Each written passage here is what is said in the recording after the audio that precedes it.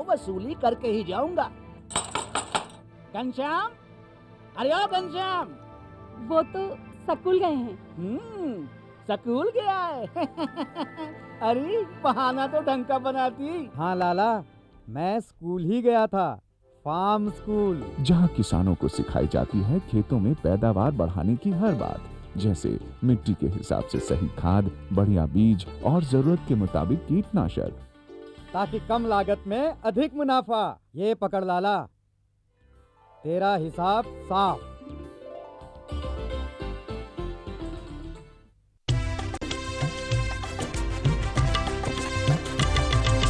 सहकारिता के बल पर विकास के लिए उठे कदम, जन सहकार की ताकत लेकर आगे बढ़ते जाएं हम। जन जन ने इस क्रांति में है विश्वास जगाया, हम सब ने मिलकर विकास का परचम है फहराया। दूर जहाँ सूरज उगता उस धरती से मैदानों तक, हिम शिखरों के श्वेत बर्फ से हिंद महासागर तक। श्वेत क्रांति हो हरित क्रांति या ग्राम विकास की बात, एकता ही धर्म हो अब चाहे दिन हो या रात। कृषि मंत्रालय भारत सरकार द्वारा जनहित में जारी।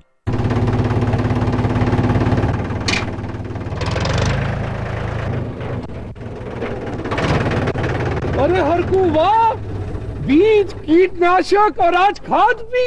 अरे इतना खर्चा कहाँ से? अरे खर्च की चिंता किसे है, मेरे पास है ये किसान क्रेडिट कार्ड।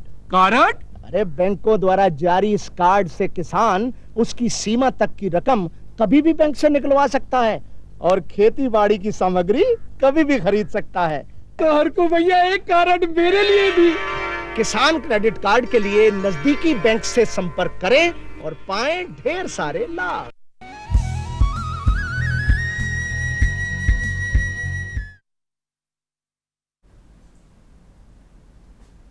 कृषि दर्शन देखिए जम्मू किसान भाई बहनी मन राम राम। संगवारी हो, आज कृषि दर्शन कार्यक्रम में गोट बात के विषय है धान के खेती में उर्वरक के प्रबंधन यानी खाद प्रबंधन कैसे करें, ये विषय में। और ये विषय में गोठियाए बताए बर हम हाँ हमारे स्टूडियो में आमंत्रित करे हैं श्री राजेश सिंह राठौर साहब इफ्को से। साहब आपके स्वागत है उधर। नमस्कार।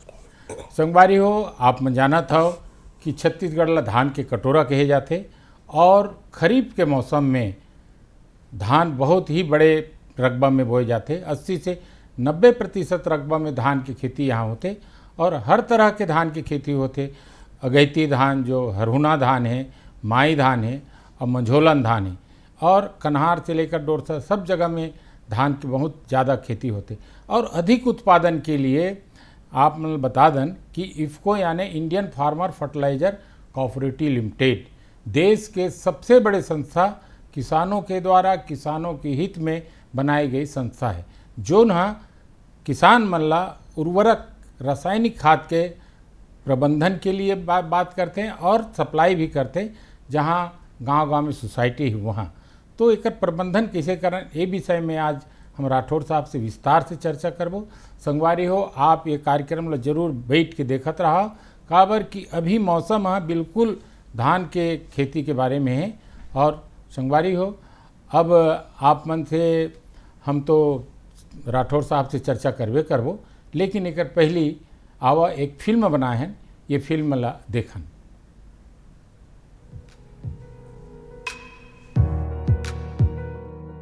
धान की खेती में उचित उर्वरक प्रबंधन से होता है लाभ, अधिक उत्पादन से होता है खुशहाल किसानों का परिवार। छत्तीसगढ़ को धान का कटोरा कहा जाता है क्योंकि यहाँ धान का उत्पादन काफी अधिक होता है और धान की कई प्रजातियां यहाँ पाई जाती हैं। मानसून के आते ही धान की बुवाई शुरू हो जाती है। पौधों को पोषण युक्त बनाने और उचित वृद्धि के लिए उर्वरकों का उचित प्रयोग भी किया जाता है ताकि फसल अच्छी हो। बीज बुवाई से लेकर कंसा फूटने और उसके बाद तक मुख्य रूप से 3 पोषक तत्वों का उपयोग किया जाता है। ये पोषक तत्व हैं नाइट्रोजन, फास्फोरस और पोटाश। धान के खेत की तैयारी करने से कण से फूटने तक किसी तरह के खाद का उपयोग नहीं किया जाता। उर्वरकों के उचित प्रयोग के साथ नैनो यूरिया का प्रबंधन सही तरीके से किया जाए तो किसानों को अच्छा खासा लाभ प्राप्त होता है। वर्तमान दौर तकनीकी का दौर है।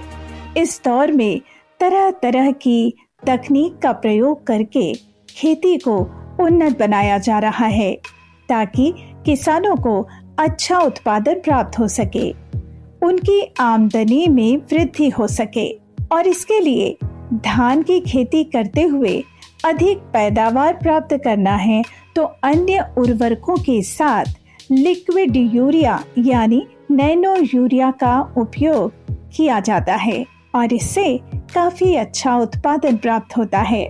इसके लिए धान की रोपाई के 20 से 25 दिन बाद या अगर सीधी बुवाई की गई हो तो 35 से 40 दिनों के बाद नैनो यूरिया का छिड़काव किया जाना चाहिए और फिर 45 से 50 दिन बाद अगर फसल को जरूरत हो तो इसके लिए भी नैनो यूरिया का छिड़काव किया जा सकता है।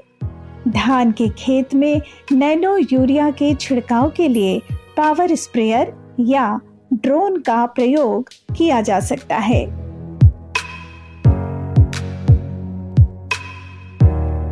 नैनो यूरिया का लाभ ये है कि इसके कण काफी छोटे होते हैं और इसीलिए धान के पौधे इसे जल्दी अवशोषित कर लेते हैं और साथ ही उत्पादकता में भी वृद्धि होती है। नैनो यूरिया के प्रयोग से पर्यावरण का हो रहा संरक्षण और अधिक उत्पादन से बढ़ रहा किसानों का मनोबल और स्वावलंबन।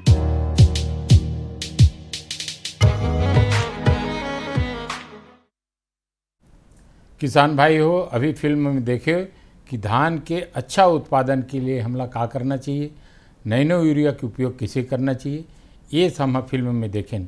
अब हम राठौर साहब से विस्तार से चर्चा करब। राठौर साहब,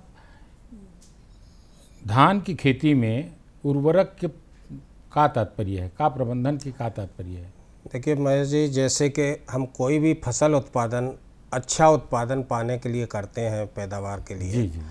और हमारे किसान भाई किसी भी फसल ये जानते हैं कि कोई भी फसल बिना पोषण के या बिना उसकी खुराक दिए जो है पैदा नहीं की जा सकती है।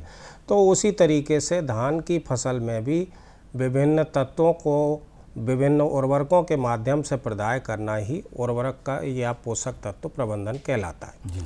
तो इसमें कई तरीके के तत्व होते हैं। अगर हम बात करें विस्तार से तो इसको 3 भागों में बांटा गया। लगभग 17 तत्वों की आवश्यकता होती है, जिसमें से हमारे किसान भाई अधिकतर जो है डीएपी और यूरिया का प्रयोग ज़्यादातर करते हैं।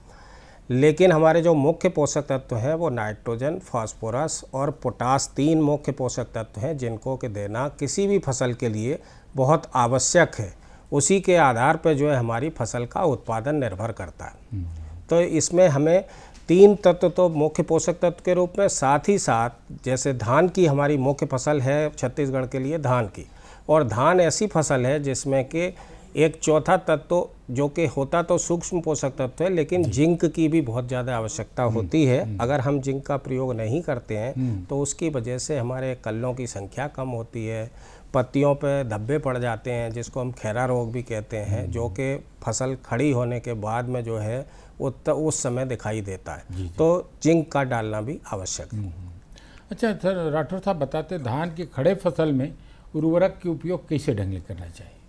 देखिए अभी हमारे यहाँ जैसे छत्तीसगढ़ में धान किसान भाई 2 तरीके से करते हैं, या तो सीधी बुवाई करते हैं या दूसरा तरीका है कि नर्सरी डाल के उसके बाद उसकी रोपाई करते हैं, रोपा करते लगाते हैं। तो आज की स्थिति में अगर हम बात करें तो किसान भाइयों की चाहे वो सीधे बुवाई की गई हो या रोपा लगाया गया हो, थोड़ी बहुत आगे पीछे की अवस्था में फसल खेत में खड़ी होगी। लगभग 1 माह से 1.5 माह हो चुका है। तो इस समय पे जो है जो बेसल डोज दी जाती है बुवाई के समय या रोपाई के समय, वो तो किसान भाई दे चुके होंगे। अब हमारी फसल जो ऐसी स्थिति में है कि उसमें खासकर यूरिया का प्रयोग किसान भाई करते हैं। या कहीं कहीं मैंने देखा है कि किसान भाई डीएपी की दूसरी खुराक भी 2 खुराकों को खड़ी फसल में फिर भी डालते हैं। तो एक तो चीज़ मैं किसान भाइयों से ये कहना चाहूँगा कि खड़ी फसल में डीएपी का प्रयोग करना लाभदायक प्रद नहीं है। जितनी हम लागत लगाते हैं उसका डीएपी के उपयोग जब रोपा लगावें तब जी, और डीएपी के उपयोग अगर हम बुवाई कर रहे हैं, सीधे बुवाई कर रहे हैं तो बीज के साथ जो है डीएपी। राठौर साहब हमारे संगवारी के एक ठन फोन आवा थे जी, बोला हम हेलो। हाँ भैया, राम राम गर। राम राम भाई, कहाँ से बोला था, कौन बोला था? मैं रानी गांव नगरी ले खिलेश कुमार साहू बोला था। अच्छा बताओ आपके क्या प्रश्न है? का है अभी एक तो यूरिया की भी कमी चला थे। हाँ। और अपन कर जैसे नैनो यूरिया मिला थे तो तीसरा डोज डालना है, तीसरा बार है नहीं, तो नैनो यूरिया के ml डालना चाहिए अभी तीसरा डोज के रूप में। अच्छा, तो राठौर साहब नैनो यूरिया के बारे में साहू जी आप मैं ये जानना चाहूँगा कि आपकी फसल कितने दिन की हो गई है? साहू जी मेरी कतेक दिन के? 2 महीना। 2 महीना हो गया है, तो अब कोई समस्या नहीं, आप नैनो यूरिया का बिना हिचक प्रयोग कर सकते हैं उसमें। और उसके लिए आपको या तो हम बात करें आप पंप कौन सा उपयोग करते हैं। अगर आप 15 लीटर वाला बैटरी वाला पंप उपयोग करते हैं तो उसमें अगर मैं ml के हिसाब से बताऊं कि 1 लीटर पानी में 4 ml नैनो यूरिया, अथवा अगर पंप के हिसाब से करें तो 15 लीटर के पंप में 2.5 ढक्कन, बोतल का जो ढक्कन है वो 25 ml का नपा हुआ होता है, तो 2.5 ढक्कन आप डाल सकते हैं, आपको नापने की भी ज़रूरत नहीं है। और अगर पेट्रोल वाला पावर पंप स्प्रेयर उपयोग करते हैं तो उसमें 4 ढक्कन भर के नैनो यूरिया डालें और उसका छिड़काव फसल पे कर सकते हैं। 1 एकड़ में एक छिड़काव के लिए आधा लीटर की एक बोतल उपयोग करना आवश्यक है, उससे उसकी मात्रा कम ना करें। ठीक है भाई। हाँ, तो ये नैनो यूरिया के बारे में आप बता रहे राठौर साहब जी, ये ना विस्तार से बताओ कि नैनो यूरिया का उपयोग, जैसे कि अभी 2 महीना की फसल होए, ककरो 1.5 महीना की फसल होए और एक अच्छा मैं बात कर रहा था कि किसान भाइयों से एक निवेदन कि जो वैज्ञानिकों की अनुशंसा है उसके हिसाब से फास्फोरस और पोटास वाले तत्वों का उपयोग किसान भाई बुवाई के समय या रोपाई के समय ही उपयोग करें जी। बाद में खड़ी फसल में उपयोग करने से क्या होता है कि ये तत्व जो है अपनी जगह पे स्थिर रहते हैं, चलते नहीं, मूवमेंट नहीं करते हैं, तो जड़ नीचे चली जाती है तो वो फास्फोरस और पोटास वाले तत्व पौधे को उपलब्ध नहीं हो पाते हैं और हमारी लागत जरूर बढ़ती है लेकिन हमको उतना फ़ायदा नहीं मिलता है। अब बात करें कि अगर हमारे किसान भाई जो अभी सबसे नई तकनीक से नैनो यूरिया और नैनो डीएपी बनाए गए हैं उनका उपयोग हम कैसे करें, उस पर मैं विस्तार से बताना चाहूँगा किसान भाइयों को कि अगर नैनो डीएपी का उपयोग हम किसान भाई 2 तरीके से कर सकते हैं। एक तो बीज की बुवाई या रोपाई के समय, वो समय तो अब जा चुका है, मैं संक्षिप्त में उसको बता देता हूँ कि बीज को बुवाई के समय उपचारित किया जाता है, जिसके लिए 1 किलो बीज पे 5 ml नैनो डीएपी की मात्रा रखना आवश्यक है और उस मात्रा से बीज को उपचारित किया जाता है तथा 15-20 मिनट रखने के बाद आप बीज को बुवाई कर सकते हैं। और अगर रोपाई करनी है, रोपा कर रहे हैं, तो उस रोपे की जड़ों का उपचार भी नैनो डीएपी से किया जा सकता है। क्योंकि नैनो डीएपी के कण बहुत बारीक होते हैं इसलिए वो जड़ के माध्यम से या बीज के अंदर समाहित हो जाते हैं और वो अपना प्रभाव या तत्व जो जिसकी एक एनर्जी है, ऊर्जा है, वो पौधे को, बीज को अंकुरित होते समय मिलती है और उससे जड़ों का विकास बहुत अच्छा होता है और जड़ अच्छी मजबूत होने की वजह से फसल का, पौधे की बढ़वार अच्छी होती है और पौधे का विकास भी अच्छा होता है, जिससे हमको उत्पादन भी ज़्यादा मिलने की संभावना रहती है। अब पहला उपचार तो हमने बीज के उपचार या जड़ के माध्यम से कर दिया, उसी का एक बार खड़ी फसल पर हमको छिड़काव भी करना आवश्यक होता है नैनो डीएपी से। वो उपचार छिड़काव जो है हमारा मतलब नैनो उर्वरक, चाहे वो यूरिया हो या डीएपी हो, उसका किसान भाई एक विशेष ध्यान रखें कि उसका उपयोग केवल पत्तियों पर छिड़काव के माध्यम से किया जाता है। और दूसरा इस बात का ध्यान रखें कि जब छिड़काव करें तो पौधे पर पत्तियों की मात्रा होना बहुत आवश्यक है, मतलब ज़्यादा मात्रा में हो, खेत खुला हुआ ना हो। अगर वो घोल जमीन पर कंसा ले ले, क्योंकि भर जाना चाहिए, तभी उसका प्रभाव, लाभकारी प्रभाव पौधे को अधिक से अधिक मिलता है। संगवारी हो, आप चर्चा में बने रहो। छोटे से ब्रेक के बाद फिर हम चर्चा शुरू करूँ।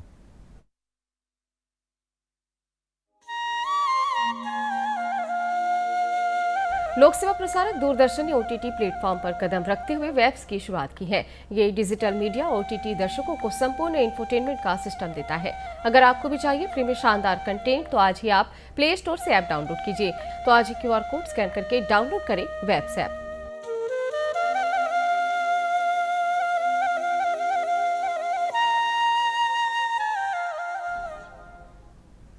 संगवारी हो, हम हर चर्चा में आप मन से निवेदन करतन कि वेब्स ला आप अपन मोबाइल में डाउनलोड कर लो।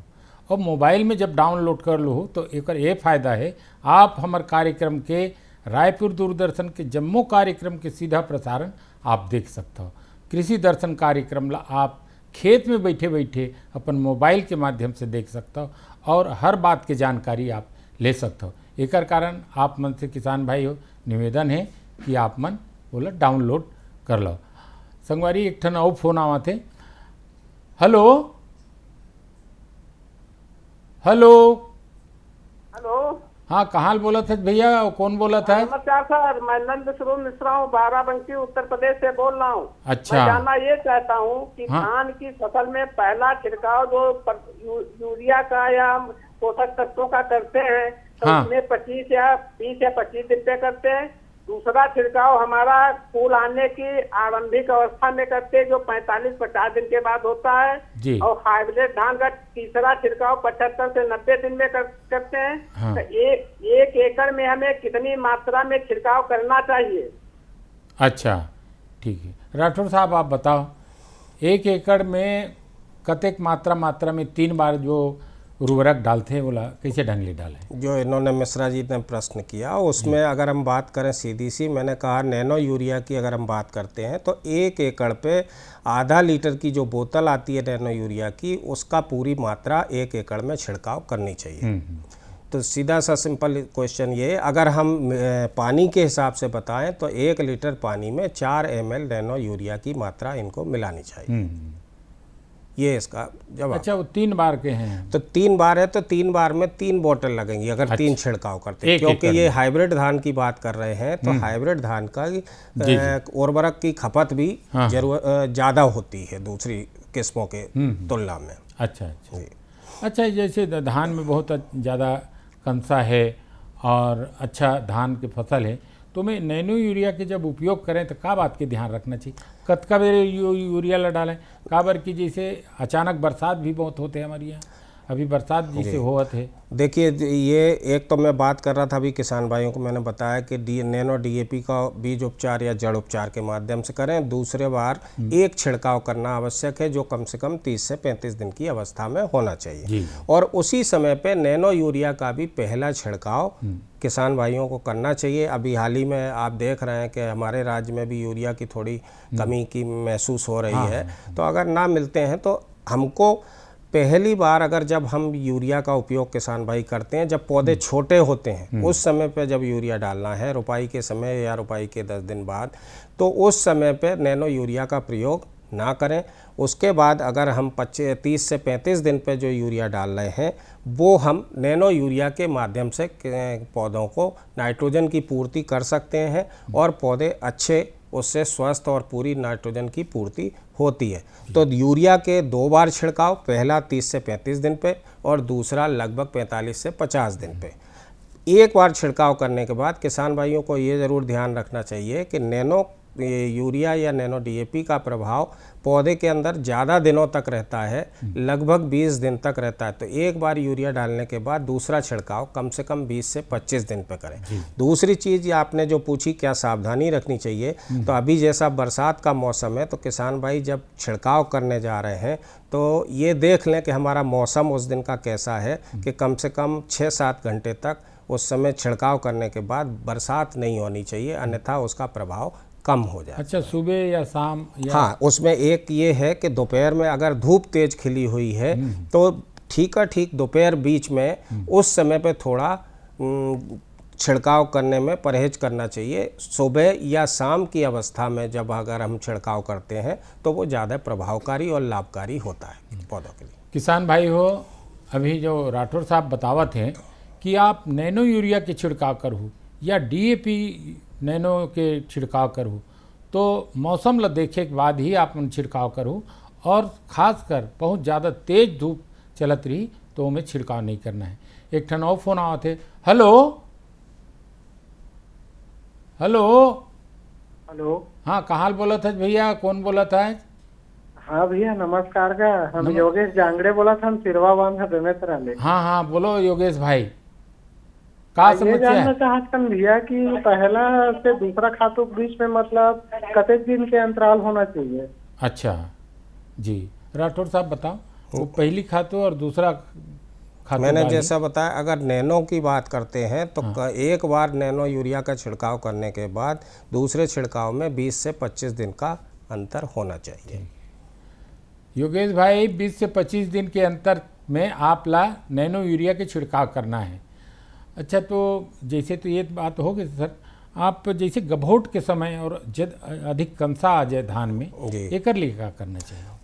कंसे के लिए एक तो समय पे उर्वरक का प्रबंध करें, मतलब DAP खड़ी फसल में डालने की बजाय आप शुरुआत में रोपा लगाते समय या बुवाई करते समय दें।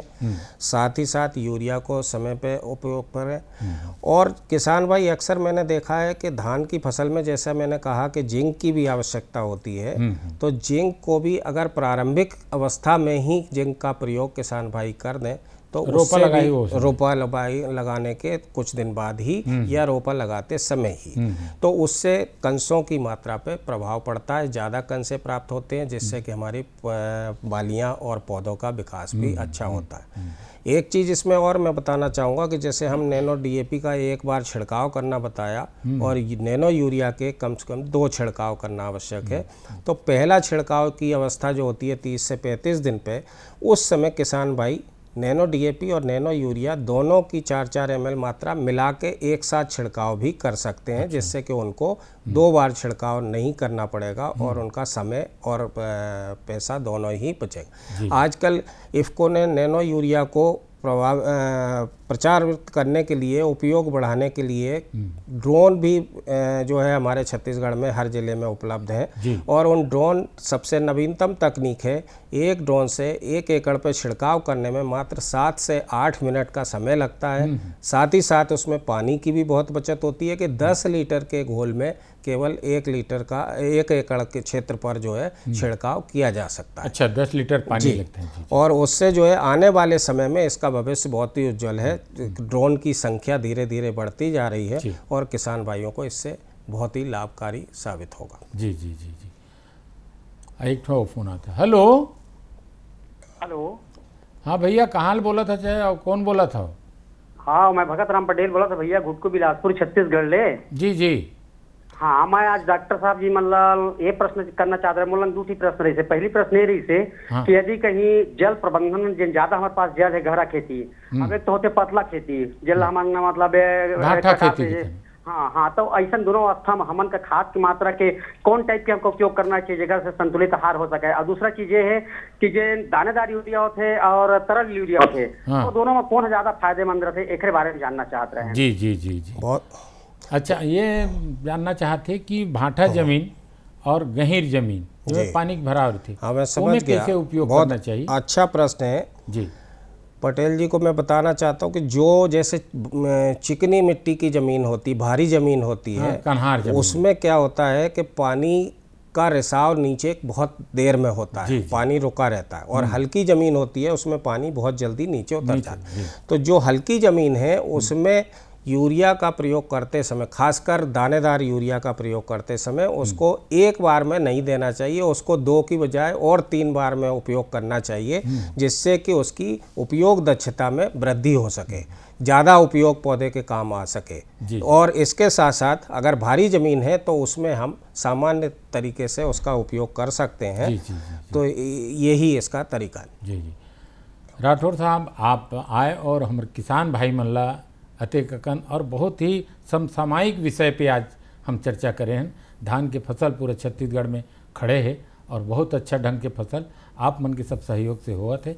तो आप अतेक अच्छा जानकारी हमारे किसान भाई मन ला दे हो, तेकर बार आप ला बहुत नमस्कार। धन्यवाद। किसान भाई हो, अभी हमारे राजेश सिंह राठौर साहब इफ्को से आ करके आज अतेक अच्छा महत्वपूर्ण जानकारी दीन है और ये बात ला आप मन धरिया और ख़ासकर नैनो यूरिया के प्रयोग कैसे ढंग ले करना चाहिए और ड्रोन के माध्यम से आप नैनो यूरिया के छिड़काव करो तो 1 एकड़ में 6 से 7 मिनट के समय लगते।